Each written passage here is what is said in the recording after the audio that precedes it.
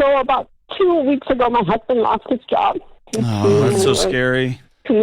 I make decent money, but we don't have any savings. Our expenses alone are about $5,000 a month, and it's just not enough to cover all of our expenses with just my salary. And I'm looking at getting a home equity loan to hold us over and consolidate some debt until he can find some other employment. How much? So this is why one of the reasons I usually recommend having an emergency fund. Because when things like this happen, you shouldn't immediately be thinking of borrowing money if you have some emergency fund already. So now, her husband lost his job 2 weeks ago, and she already needs to borrow on the house that they own.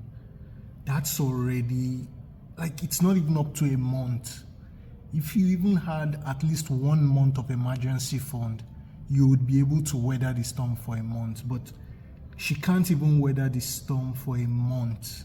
And that's why I usually recommend having an emergency fund. It's really important because things like this will happen. How much debt do you guys have? I have about $20,000 in credit cards. There's 2 car loans. One is about $18,000, and the other one's almost paid off. So there's maybe $1,000 left on that vehicle. Okay. Any other debt? 3 401k loans that come directly out of my paycheck, and that's about $400 a month, and that's about $26,000.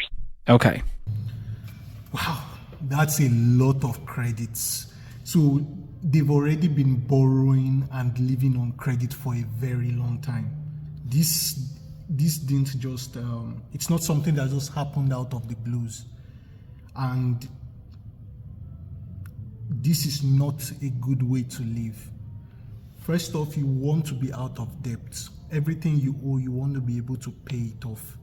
And then you want to be able to stack up as much emergency fund as you can. So the recommendation is usually to have around 3 to 6 months of emergency fund. And that way you can weather the storm when things like this come up. But when you already have this many debts, there's no way around it. You will definitely be overwhelmed. And you can't work for the rest of your life. For me, this is definitely a call for everyone to rethink how they are living their lives.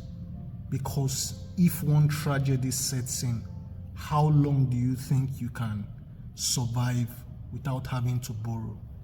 If you like this kind of content, like, comment, share, and also subscribe to my YouTube channel.